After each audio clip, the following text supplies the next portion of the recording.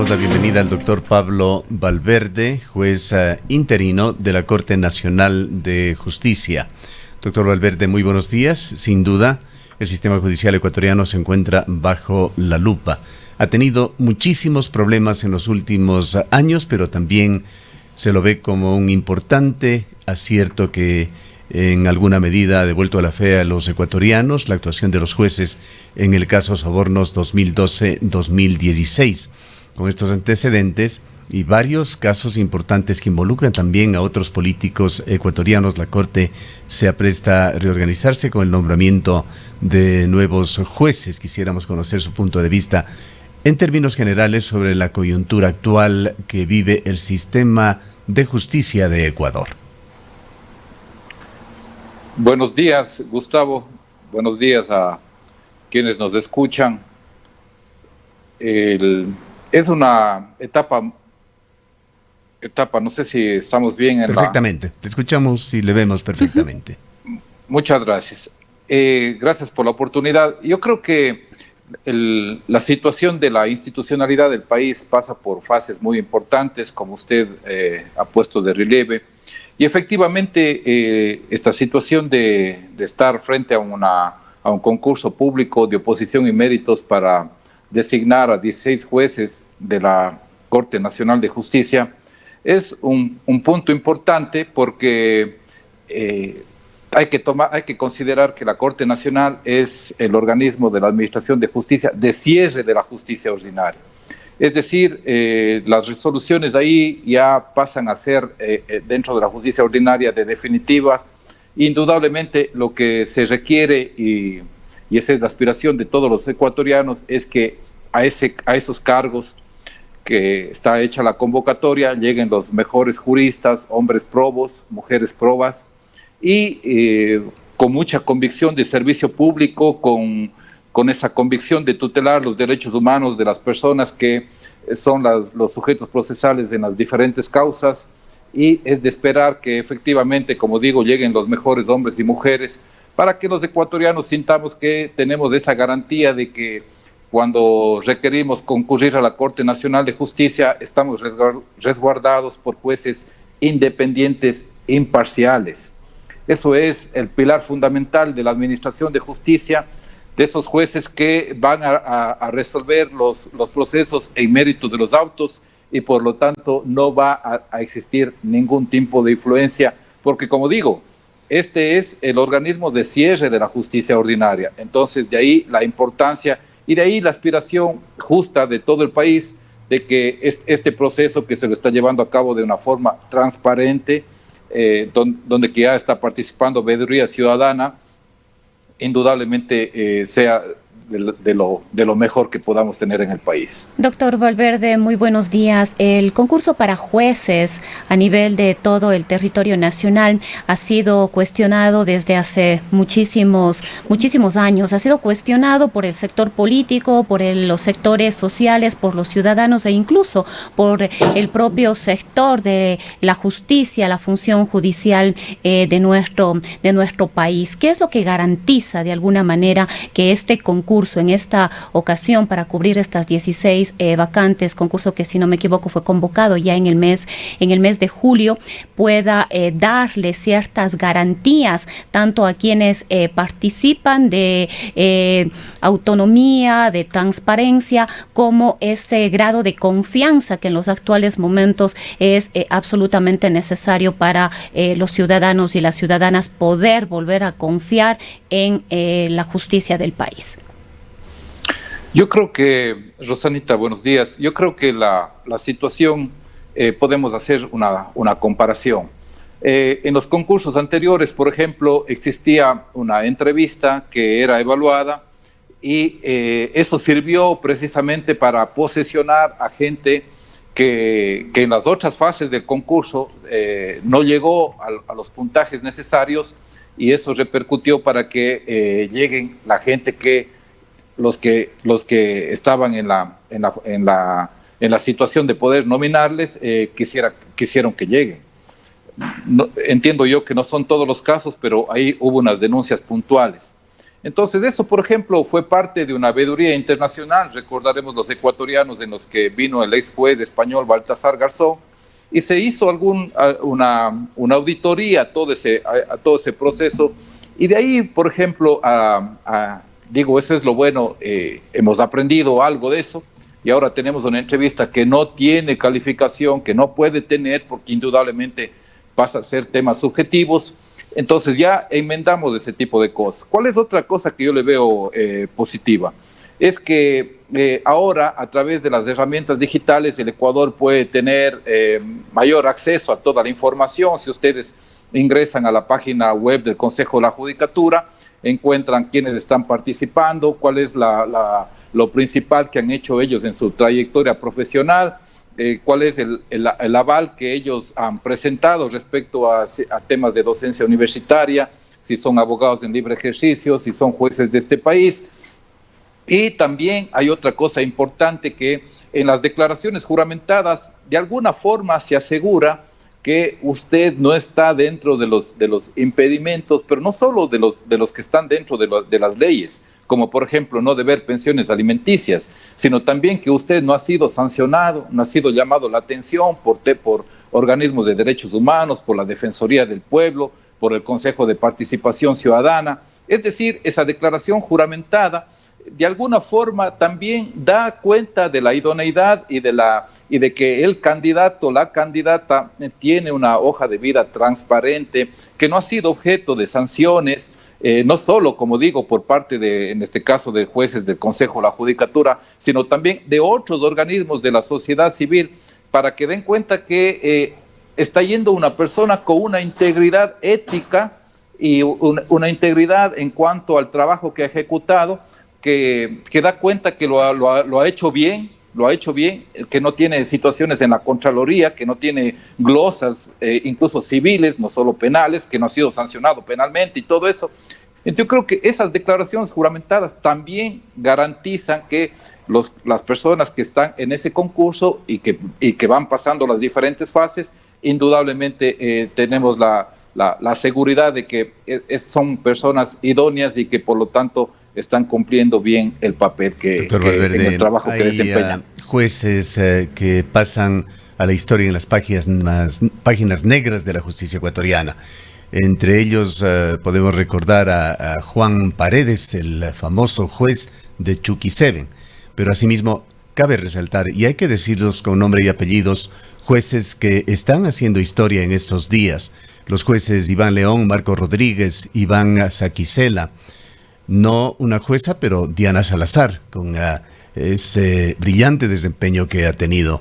Están allí Lauro de la Cadena, José Layedra, otros jueces y juezas también que han tenido un desempeño realmente digno de quedar en los anales de la historia, de las actuaciones correctas como tienen que ser de la justicia ecuatoriana. Quisiéramos conocer su opinión sobre la trascendencia histórica, particularmente del juicio Sobornos 2012-2016, su proyección, cómo se lo mirará en el futuro. Yo creo que el hecho de poner en el banquillo de acusados no solo al presidente de la República, vicepresidente de la República, sino a ministros que formaron parte de ese gobierno y que se ha llegado a una sentencia que en este caso ya dentro de la justicia ordinaria, digamos que pasaría a esa fase de ejecutar, y yo creo que es relevante para un país, pero en el sentido de estar claros de que todos somos iguales ante la ley, que cuando ejercemos un cargo público lo tenemos que hacer con responsabilidad, con ética, que el servicio público es para efectivamente cumplir aquello, servir a la ciudadanía, servir a la gente, hacer que los derechos de la gente alcancen el máximo desarrollo.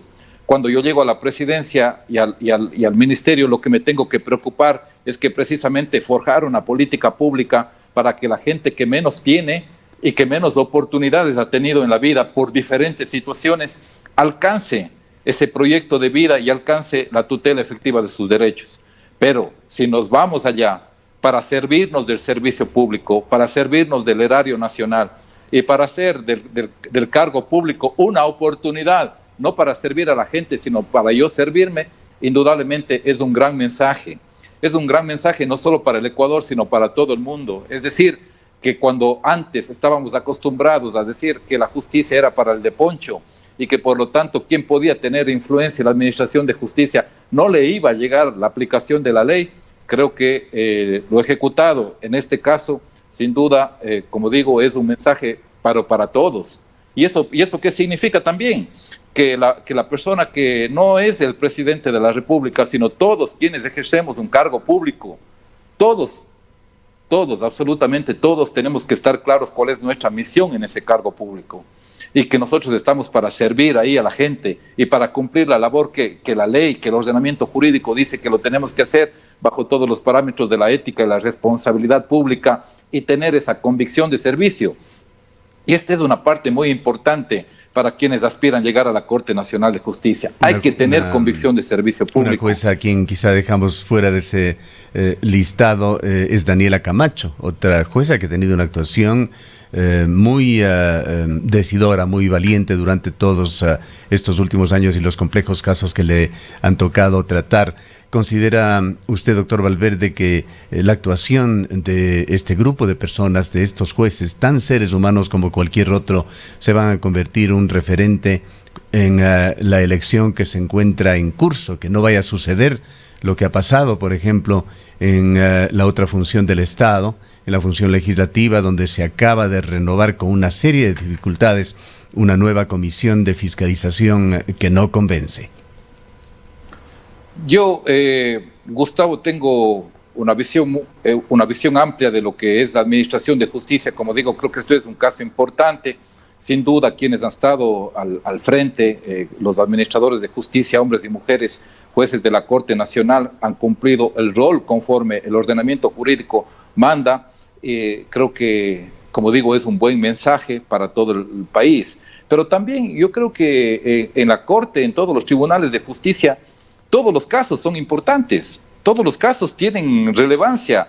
O sea, para la persona que está queriendo alcanzar la prescripción adquisitiva extraordinaria de dominio de un lote de terreno de 80 metros donde puede hacer su casa y el juez le tutela esos derechos porque así lo ha logrado justificar y en el ordenamiento jurídico, ¿se imagina lo que es para esa persona que puede alcanzar el desarrollo de lo único materialmente que pueda tener en su vida? De la gente que es despedida en forma injusta y que alcanza la tutela de sus derechos con la resolución de un juez laboral, a veces de un juez constitucional. Es decir, todos los casos para mí son importantes y todos deben ser tratados con esa importancia porque ese derecho para esa determinada persona puede significar su proyecto de vida y puede significar incluso todo lo que haya logrado hacer en su vida.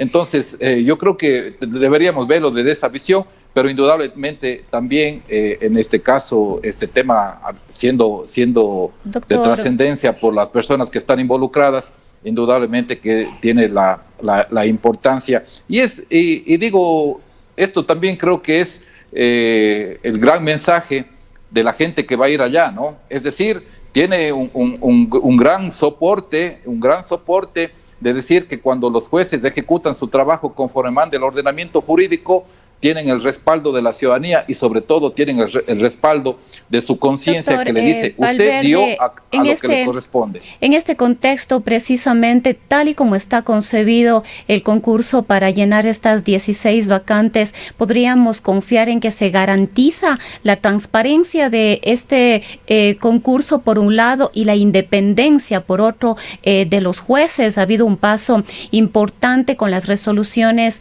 en el marco del caso Sobornos 2012-2016, pero es apenas uno de muchos que todavía están en carpeta y otros tantos que deberán derivarse, tal y como ha sido sugerido de este mismo caso de el Sobornos 2012-2016 o conocido como el caso Arroz Verde.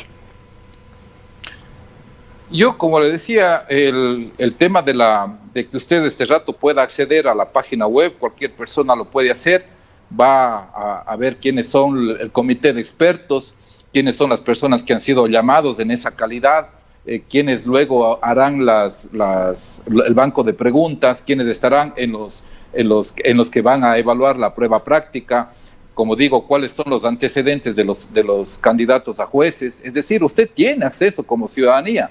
Y vea usted, por ejemplo, ¿por qué es relevante esto? Porque una persona que puede tener alguna situación que pueda ser objeto de una denuncia, luego cuando ya lleguemos a la fase de impugnación ciudadana, esa gente tiene todo el material para decir efectivamente esta persona merece o no merece llegar a la Corte Nacional de Justicia. Antes, imaginemos, estábamos en situaciones donde que no alcanzábamos a tener todo este tipo de información. La gente puede dirigirse a quienes están haciendo la vigilancia ciudadana, el observatorio ciudadano, e indudablemente también ellos ahí les pueden dar mayor información de los puntos relevantes que ellos quieran. Entonces, yo creo que estos procesos ahora, creo que cabría hacernos también otro tipo de interrogantes. Estamos con cerca de 100 candidatos, entonces eso también pone de relieve de que no es que a todo el mundo le interesa llegar a la Corte Nacional de Justicia. Habrá muchos factores para ello.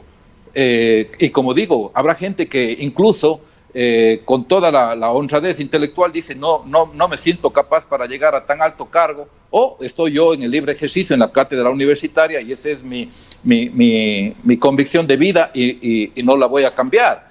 Pero también ahí está, digo, la situación de que a lo mejor hubiésemos esperado más candidatos y no han llegado, lo que denota también factores que habrá que estudiarlos.